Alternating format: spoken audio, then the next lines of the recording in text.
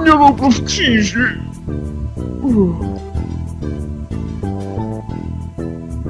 Dneska si užiju.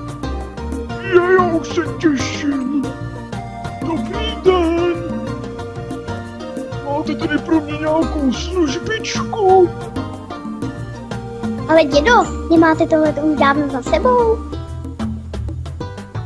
Aha, a kolik to dělá, slečno?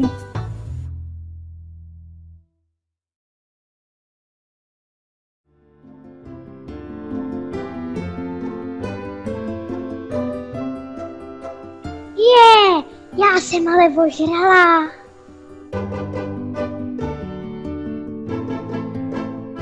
Ty šels, říkala jsem, že jsem ožrala. Ty dvě blbky už tu nejsou. Pojď si užít se mnou.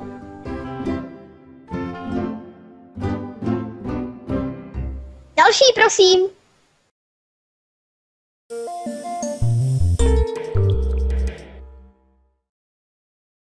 Jsem první, koho miluješ? Jo, pochopitelně. S ostatníma chodím jenom za peníze. Co je to za vůni? Zlato, ty mi smažíš slaninu? Miluju tě. Jo, já tebe taky, ale nezlob se, že se ptám, ale kolik jsi měla přede mnou milenců? To se na mě zlobíš, nebo co? Ne, ještě počítám.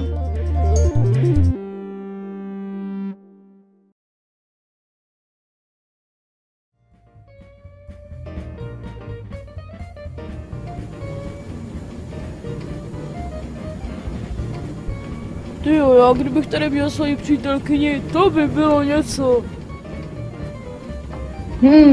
To já, kdybych tady měl svoji starou. No mně by stačilo, kdyby tady byla tma. A fuj.